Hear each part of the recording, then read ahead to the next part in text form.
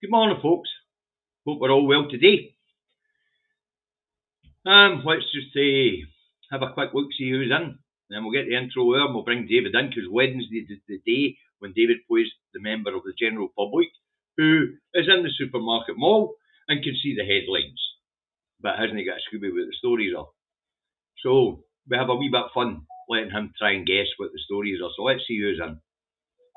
Numbers are climbing nicely. We've got Eddie, June, Mark, Jeanette, Anna, Stephen, Nicole.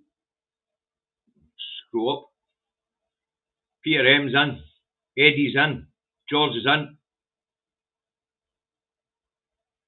Good morning, Stephen Bankier, John O'Rourke.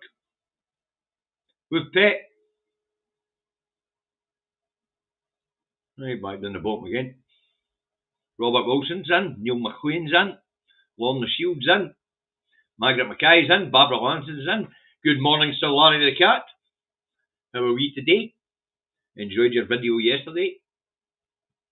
Right, it's Indie Truck Davey. Put the truck and at home in his office in Salisbury, North Lanarkshire, where it's a beautiful morning, clearing up nicely, 17 degrees, mainly sunny. We are with a high in my area today expected to be 21 degrees. Now the pollen count is high and the main allergen is grass. So that's what the weather's like here in Salisbury, North Lanarkshire. If you want to know what the weather's like where you are, look at your own bloody windy. Alright. Maybe leave a wee comment. Let us know. Right, we'll get the other one in. Good morning, David. Yeah, it's good morning from the other one. From the other one. Your temperature is 17, yes. Yep. We get to 23 degrees later on. Absolutely true, you bastard. I see this is going to be fun as usual. Good morning, Margaret. How are you? Yeah. Hi, Harry. Yeah. Hi, wee bub. Hi, Desiree. Anyway, first up this morning, we've got the Rancid, David. We don't put the Rancid up. Now, you even if I was to read the headline to you, you wouldn't have a Scooby. So I'll go ahead anyway, okay? It's quite an unusual story, this one. And it's devastated widow wants answers. Why did my Sean lie dead for 6 days in Council HQ toilet? And this is the story of a council employee, Sean Stevens. I think he's 38 years old. He went to the toilet at work, died in the cubicle, never went home to work, obviously.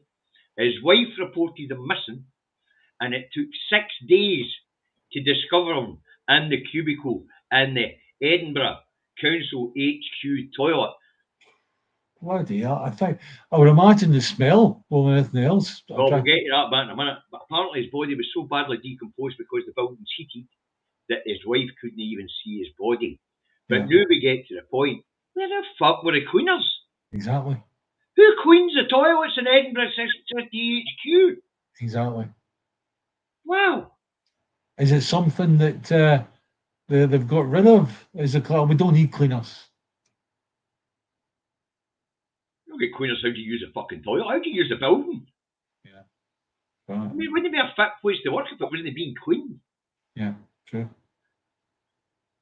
I mean, people underestimate how important the cleaning staff are to keep a big building like that operating. Yeah. No. As I say, people don't quite get it. I mean, I think they go out a wee bit more during COVID. I mean, if you take where Sarah works, she was hired as a biohazard cleaner because of the amount of people that were getting infections in the call centres down there. You know, people don't really understand how important this stuff is. But 6 days in a toilet cubicle and nobody fucking noticed. You said, David, the smell must have been right down the corridor. His body was that badly decomposed, apparently. Exactly. Right, let's move on. And the next one up's the Times. I'm going to put this up, David. This is when it starts getting interesting. This story broke yesterday about lunchtime. Revealed cover up after leaked risk of 100,000 Afghan lives. MOD blunder triggers government super injunction. 7 million set aside as 24,000 sent to UK over Taliban kill list. Now, folks, if you're not aware of what this story is about, I'm sure David will be aware of what this story is about. It's about I don't know. I didn't know who the bodies were that were brought across. I thought they were just interpreters, families, their families, that sort of thing. But some of them were combatants, David. Yeah, it's that's the shocker. Really is. So what we really have is thousands of UK trained Afghan combatants, as well as all the rest, the interpreters and all that. So, yeah, okay. Let's hope the UK government doesn't piss them off because they've just imported an army.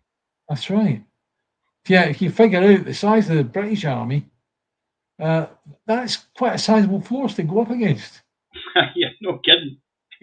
That is 72 versus 24 if they're all combatants. And they'll all be hardy fuckers, that's for sure. What's the British Army force numbers at the moment? 200 and something? What's the British Army numbers at the moment? 72,000 are doing regulars. 72,000. And like 71,000 of them are cleaners.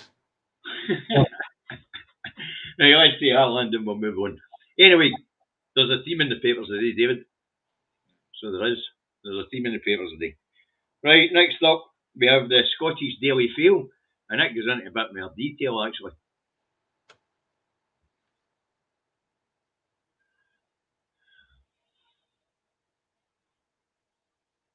Here we go. You find it now. That other end of the park. Up in the arses. Right. The Daily Fail.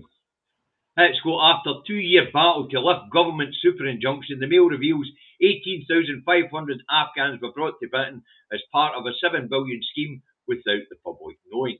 But ministers still won't come clean on secret Afghan airlifts. We shouldn't have been there. Yeah, again, this was an illegal war we were dragged into by America. Some was that.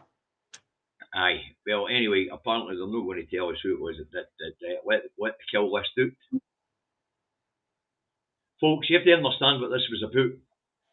Some dummy in the MOD leaked an email to the Taliban with the name of 100,000 collaborators that work with the Brits.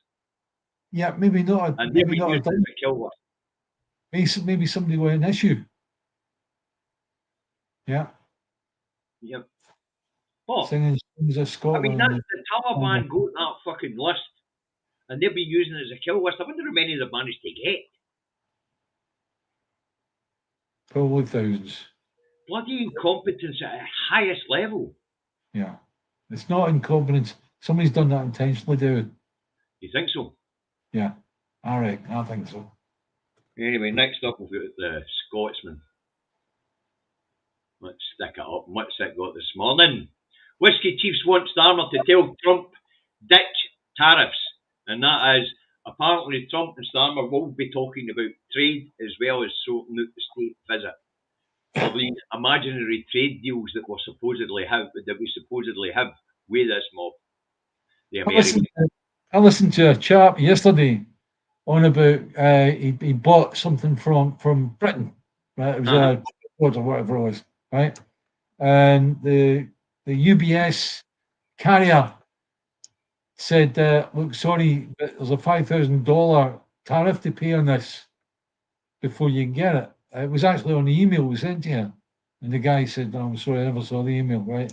So, if that's one person getting a tripod from Britain, can you imagine what it's like for a large important import? A big importer, aye. I mean, blooming heck, it must be massive. It must be absolutely massive. Anyway, the byline's the one that interests me here, and it's Reeves unveils plan for fighting finance sector. Do you know what that's about, David? Are we talking about the same as Maggie Thatcher did at one point? The deregulation of the banks? No, she didn't go that far, but I am talking about the Mansion House speech last night, of course, yes. Right. In fact, when you get right down it, she did nothing. Right. she announced her Leeds agreement, which is very similar to the last Chancellor Hunt's Edinburgh agreement with the banking sector. You know, the main points in the was that she didn't mess about with ISIS the way they thought she was going to. She's no fucked about with the pensions. She hasn't upped the banking levy. What she has done is she's asked the banks to extend more money to people to buy houses. But as you and I know, the banks are the underwriters. They'll decide, you know. So how many times we're talking about offering to people? We're talking what? We're on what? Yeah, would you say 4.5 times your income you're allowed to borrow? Is that what it is? It was 4 up until the Edinburgh agreement, and then it all went 4.5. That was Jeremy Hunt fiddling with it. Right. Rachel Reeves has decided it's going to go from 4.5 to 6 times your income you can borrow. But you and I know, David, the banks are the underwriters. Yeah, the banks. Well, at the end of the day, will go. No, sorry. Mm-hmm. That actually runs against the bank's rules because they're making mortgages unpayable. Now, right? It was against the rules. She's just changed the rules. Yeah. But to be fair, I don't see it. Yeah. Say, David, you and I both know people with only 50, 60 grand a year, but we're shite at paying their debt, so they didn't use their credit rate, and the banks just tell me fuck off no matter how much money they were making a year, you know what I mean? That's right. And what was that? She shot out over all. She did, June. Well done. Everything she said she was going to change to get a fighting fit banking sector, there was nothing in the Mansion House speech, folks. And the big story today, that's a sideline story, is that the inflation rates went up again. And as David and I already spoke about the Bank of England having thrown traditional monetary policy out the window, they have held the banking rate and the interest rate, and it looks like they're going to continue because of the shrinking in the economy and the slowing employment market. But hyperinflation. Yeah, what you have to do is look at why did the Bank of England do this, right? It's a sticking plaster. In actual fact, the thing that causes inflation is Brexit. Let's not get it wrong. It's Brexit. And no, it's right, David. It's not going anywhere soon because of Brexit, is it? That's right. Right, after that, we'll get the Herald. Let's see if we can find the fucking thing. I think I might have just shut it down. I might need to go and grab it again. I just shut it down. Let me go grab the Herald. Peter M says 4.5 times my wages would buy a garden shed in Edinburgh. Well, I can tell you straight away, Peter, 4.5 times my wages wouldn't even afford that. There you go. That's true, David. It's your rerun state pension now. Anyway, the Herald has Scotland faces missing out under new industrial plan. What new industrial fucking plan? Oofed. Everything that Labour's said so far has been a bag of bollocks. And so's their industrial plan, because it doesn't start for X amount of years down the fucking line. Mental. As for Scotland losing out, no, that wouldn't be a surprise. Anyway, what it says is oil and gas sector and shipbuilding jobs to go. I guess they're shutting BAE systems there now and moving them out. As for the oil and gas sector, well, that gets more interesting as we get through the headlines, David. But as we know, in their industrial plan, there was a supercomputer announced for Edinburgh. And the nonsense with the ACORN carbon capture nonsense, which was only a promise of in the future. The usual nonsense. So the Herald's making shit up to frighten people. Next up, we've got the Looney Rag, the Express. Let's see what it's got for us this morning. If I can find it. It's not very express, is it? There we go. Gap beer. Two men who went on moronic mission to cut down Sycamore Gap tree in a deliberate, professional way got their comeuppance by being handed prison sentences of 4 years and 3 months. I think what that one's all about pretty obvious. We know about the sycamore tree and all the rest of it, right? I've got to say, it's like it needn't have been front page news. No. It's a tree. And at the end of the day, they could have planted another tree. Fair enough. That's it done. They can even transplant a blooming tree of the same size, believe it or not. They could even, better still, because it's a tourist thing, is actually plant a false one. The false ones in the O2 Arena that I worked on, you look at them and you go, that's a tree. And it's not, it's made of plastic. Well, anyway, they get 4 years for chopping down a historic tree. Right, next up's the Sun, as you know, don't put it up, so it goes in the entertainment story. It has, after Groper Wallace got boot, chopped, Trudeau, axed, MasterChef over racism at work. So this guy, Torhood, whoever he is, obviously he was a judge in MasterChef, because that's what that Wallace guy was, and apparently he's been given the boot by the BBC for racism at work. Yeah. Have you ever heard any of the chefs? I mean, I live next door to a wonderful chef, right? But you can imagine that he is, oh my goodness, a temper inside the kitchen, right? They work in a very, very highly stressful situation. These guys are the chefs. These are the judges on MasterChef, and they're Still not chefs, at work. They're still It's a chefs. TV program. They're still chefs. Fucking TV program. Yeah. And apparently the racism was at work. Yeah. I mean, you can really pride yourself on the BBC standards, eh? Gropers and fucking racists. Well. And Jimmy Savile. And Jimmy Savile, aye. But anyway. Right, that was a scum for you. What are they going to do with that fucking cottage that's in Glencoe? They're knocking it down. They're knocking it down. Are they? Aye. Right, what's next? Next up we'll get the Guardian then. Let's see what the Guardian's got for us today. Absolute nonsense as usual. Right, we're back on Afghanistan, folks. But this is a big story. Thousands of Afghans relocated to UK in secret scheme after data leak. As I say, the Taliban was using this list as a kill list. You know, shocking. Absolutely shocking. And I say, David, you think it was probably put out deliberately to cut the amount of people they're going to have to bring here. We shouldn't have been there in the first place. No, should not have been there in the first place. Right, we'll take that down. Next up will be the Telegraph, and it's running on the same story, folks. They've all got a slightly different slant on it. Singing songs of Scotland in the fields of Kandahar. Right, UK offers asylum to 24,000 Afghans after email blunder and cover-up costs billions. Yeah, I've got to say that this is not something that's going to go away easily. It's not, you know. No.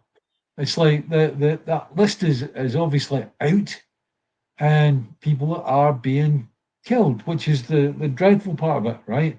I don't give a stuff if they've been brought here. I really don't, because at the end of the day, it's like if they have an uprising in England, well, you know, the people of England will have to deal with them. Simple as that. Simple as that. I don't think there'll be any uprising, to be fair, David. No. These people are good. They'll be grateful for it. You know what I mean? Yeah. But if they're on a kill list, yeah. The question is, will they come here to kill them because they know who they are? Yes, probably. That's a better question. Yeah. Right, the National are up. Best headlines of the day are on the National. Right. Everyone is the best headlines of the day are on the National, folks. So we'll put a National up. Insult to injury. Labour refused to reveal how much they shelled out to save English refinery. Oh, yes. Oh, yeah. Prax refinery. Yep. Prax Lindsay. Uh-huh. Yeah. This really pissed me off. And I think we've now got a situation where Ed Miliband is refusing to produce any numbers for how much money they're putting into it. That's what freedom of information. That's what the Freedom of Information Commissioner's for, David. Yeah, we'll people go along and getting it. On in Grangemouth don't get to know how much Labour Party love them. Yeah. Oh, hey, listen, it gets better as you go a wee bit further along because the Labour got it in the neck for one of their biggest contributors because of this situation. Yeah. But, you know, how much they say, they can't hide the number, David. They can try, but that's what the Freedom of Information Officer's there for. Yeah, I know. We'll get that information. Released to the public. They can refuse because it becomes something to do with national security. And if in the name of national security, we're refusing to give out this information. Well, They've done it before. Nobody hide that under energy security. Fuck all. In fact, it's public money. It will have to be made public. That's what the super injunction being lifted was about and all. Yeah. Making sure that the public get to know what their money was being spent on and why it was being spent. A diplomatic blunder, allegedly. Tory jobs for boys scandal. Leader Finlay has serious questions to answer as the third former Scottish Conservative spin doctor given taxpayers cash by party. Well, am I surprised by that? No. I mean, I wouldn't be surprised by anything like that, but what's about? I'm sorry, I don't know the detail. Well, apparently, 3 ex-Conservatives, I think it was MSPs, have all been hired as spin doctors for the period since he came to be their leader. Right. So he's went through 3 of them already. Right, and at the bottom, SP anger as Labour keep Tory era veto on Scots law after review.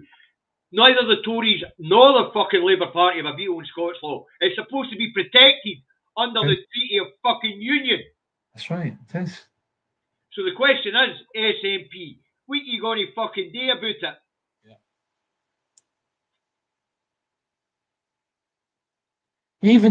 Even the wee freeze is protected under the Treaty of Union. Do you know that? Yes. The best headlines of the day were in the National. Yeah. It was something I rolled up a wee bit about, you know. Right, next up, we have the Eye. No, we did have the Eye. UK offers asylum to 24,000 Afghans after email blunder and cover-up cost billions. It's, you know, if it was a mistake, then fine. Admit your mistake and own it, right? If it was intentional, somebody should be in prison over it, right? But here's the other thing. Cover up cost millions. Who covered it up? Billions. Yeah, that's what I said, billions. Sorry, billions, right? Somebody should be in prison for a long time over that one. Yes. Because, let's face it, that mistake is going to cost thousands and thousands, and probably has already cost thousands and thousands of lives because the Taliban's using it as a fucking hit list. Yeah. But if they get attacked in England, right, could end up causing thousands of lives in Britain. Aye. If these Afghans that are brought here, and then the Taliban send out a hit squad. That's right. Yes. And no doubt they're all concentrated in the one fucking area, you know. Yeah. Because how else did they manage to keep it quiet for a couple of years? This blunder was under Bojo the Clown. Well, the old saying, birds of a feather flock together, obviously. I mean, so how long has this been getting covered up for? The withdrawal from Afghanistan was under Bojo the Botcher. Yeah. You know. Right, next up we'll go to Merrill.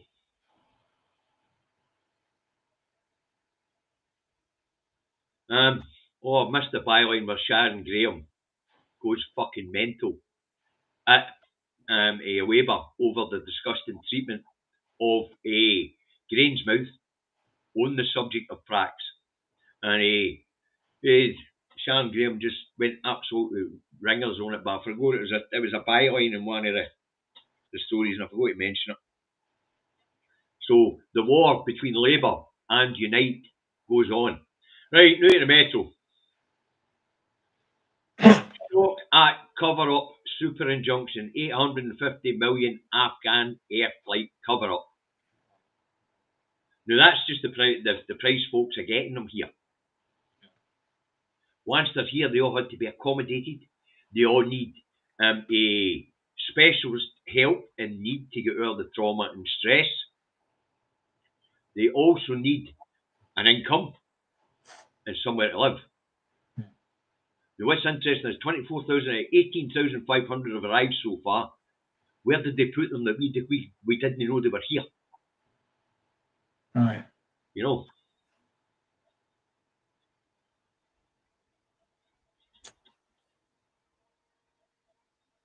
Right. And of course that just leaves us the Star. So what's the Star go for us today? Well, the Star's on an entertainment story and all. And if it wasn't for the newspapers, I wouldn't even know who these fucking people are. As you know, I don't watch TV. Anyway, Torode breaks silence over getting BBC booked. Sackings don't get tougher than this. And what he's on about is they didn't even have the courtesy to tell him. They put it up on the BBC website that they give him the book. Who is he? Oh, is this the? This is the judge for MasterChef. Right. The other one was a groper. This one's the racist. He is a chef in his own right. Well, I wouldn't know, David. I've never seen the programme. Yeah. No, not from that programme, but I've seen his face. I've seen him doing the sort of cooking on in front of an audience, if you like, on TV. As I say, I haven't got a Scooby who he is. Yeah. Not a fucking idea who he is. I say, it wasn't for newspapers. I wouldn't recognise these people walking along the street. Yeah. First time I've seen this ugly mug was when I hit the papers yesterday. Yeah. I have no idea who he is. It stresses, Joe. I mean, I cook all the time. I shout at myself. Yes. As I say, nobody else to shout at. I don't give a fuck if he's a chef. There's no excuse for racism in the workplace. I know. I appreciate that. Yes, I appreciate that. Rosie's gone for the catchphrase. She's got independence, and eyes on the prize. I guess she knows it's time for us to exit stage left. Right. Well, thanks very much for turning up your numbers again this morning. I hope you enjoyed the programme. Thanks for joining me again this morning, David. You're welcome. That's all right. Thank you. Busy day ahead of me. Don't know what I'm doing yet, but I've got a busy day ahead of me. Yeah, okay. Have you got the numbers back off the bank yet? I'm waiting on them phoning me to tell me to come down and collect them. Right, that's fine. Because she said she'd get them delivered to the bank, because if she ordered them up for us, we're going to your house. Yeah, you've got all the correspondence, don't you? Just to let you see, that's a Two Davies bank payment. Aye. So nobody yet. No. Yeah. She says she's going to. In fact, I'll be doing it in Motherwell in a couple of days' time and ask her if they're in yet. Yeah. You know. As I say, I want to get a list composed and sorted out. I've also asked my bank to give us a list of the ones that have been transferred to my bank to charities, because there was times when it was Bank of Scotland, it was quicker just to take cash machine. I've got receipts, of course, and just pay it through my account. You know, it was quicker and easier to do that. So long as there's a constant paper trail. Oh, there's always a paper trail. Yeah. And they all show up at my bank statements, and I keep them for a year at a time, David. And then the only reason we couldn't set up as a proper charity was the fact that we do talk politics. Politics, that's right. Now, folks, that's it. 11 o'clock. Hit the like button, please, on your way out the door. It really helps the algorithm. And as there's 128 years watching now, I expect at least 100 likes to way out the door. Okay. It's up to you whether you want to share this on your social media or no. Right, I'll be back tomorrow morning at 10:30 to do it all again. David and I will be back tomorrow afternoon, where we'll probably talk a wee bit more about the Mansion House speech and things like that. And as you can see, folks, my normal co-presenter for this time in the morning wants to get in on the act. There's Charlie Cat. So he's expiring. Yeah. Hey guys, thank you. Right, David, catch you later and see you guys later. 10 o'clock tomorrow morning. Bye for now.